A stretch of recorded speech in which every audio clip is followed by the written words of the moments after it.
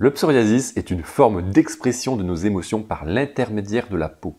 On recherche souvent des produits et des solutions externes à mettre sur le psoriasis, alors que l'objectif est de travailler de l'intérieur, et donc sur soi pour atténuer cette inflammation. Bonjour, c'est Jérémy et dans cette vidéo, voyons des remèdes naturels pour calmer le psoriasis avec des actions simples à mettre en pratique. Les émotions et le stress sont les coupables idéaux pour le développement du psoriasis. Pour cela, les émotions doivent être désagréables et intenses, c'est-à-dire qu'ils arrivent assez brusquement généralement. Ces émotions sont parfois refoulées, c'est-à-dire qu'il n'y a pas moyen de les évacuer suffisamment pour avoir un état interne suffisamment serein. Plus facile à dire qu'à faire, pas toujours évident de les maîtriser comme on souhaiterait. Donc attention si vous êtes touché par de longues périodes de stress et à une intensité plutôt importante. Le refus de voir ces situations, d'exprimer ses émotions, les sentiments d'incompréhension, etc., tout cela favorise l'apparition du psoriasis. Le psoriasis est une réaction du corps et des organes pour se nettoyer de l'excès de toxines et d'inflammation. On donne au corps les moyens de réaliser ce travail. Pour cela, on va pratiquer le jeûne. La méthode apporte peu, mais tant qu'elle est réalisée sérieusement, quelques effets intéressants peuvent être ajoutés au reste des solutions. Comme le corps n'a pas la digestion à gérer tout au long de la journée, par le fait que l'on fasse plusieurs repas à intervalles réguliers, il a moins de choses à gérer et donc l'inflammation présente perd tout doucement du terrain. La régularité du jeûne peut être une base intéressante. Bien sûr, le jeûne ne servira à rien si les autres paramètres que nous voyons ici ne sont pas pris en compte. Pour tout problème, il y a plusieurs causes, plusieurs raisons.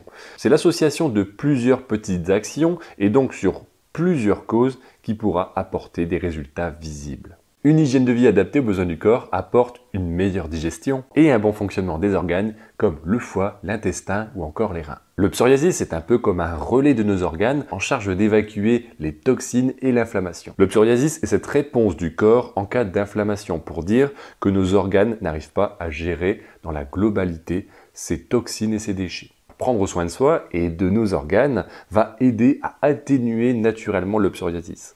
Le système immunitaire jouera également un rôle important. Entretenir son système immunitaire, c'est le moyen de mettre toutes les chances de son côté pour y parvenir. Une astuce dont on n'a pas parlé depuis le début pour atténuer le psoriasis, c'est tout faire pour ne pas le créer et le développer. Pour cela, on peut utiliser des solutions naturelles comme nous voyons actuellement, et vous voyez bien qu'il n'y a pas spécialement de secret. Et dans la continuité, on va retrouver l'alimentation. Une alimentation adaptée aux besoins du corps limitera l'inflammation causée par des aliments inadaptés à notre corps qui, eux, peuvent également créer de l'inflammation. La pratique d'une activité physique régulière, éviter les excès d'alcool, éviter le tabac dans la mesure du possible, les trucs de base quoi. Il y a parfois des effets dominos. Certaines maladies peuvent accentuer l'apparition du psoriasis. Par exemple, on retrouve le diabète, le surpoids ou l'obésité, des problèmes cardiovasculaires connus ou une immunodéficience déjà en place. Comme nous l'avons vu, des organes affaiblis ou en mauvaise santé participent à développer le psoriasis. Aucune solution ne peut amener à résoudre à 100% le psoriasis.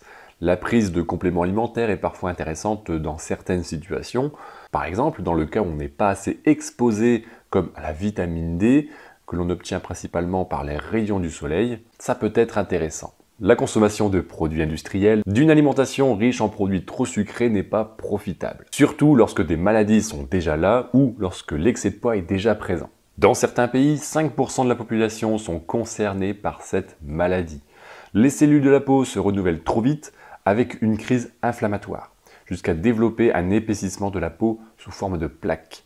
Le traitement le plus courant est l'usage de médicaments ou de produits en local sur la peau pour travailler sur l'inflammation. Aucune méthode ne va garantir des résultats à 100%, que ce soit des méthodes tout à fait naturelles comme nous venons de le voir ou des produits plutôt chimiques. Il n'y a aucune garantie, c'est à chacun de trouver son équilibre personnel. Si vous souhaitez aller plus loin dans cet équilibre naturel, n'hésitez pas à regarder juste en dessous de cette vidéo. Vous avez un accompagnement offert qui vous permettra de commencer dans cette démarche. Merci d'avoir regardé cette vidéo. N'hésitez pas à me poser vos questions en commentaire si vous en avez.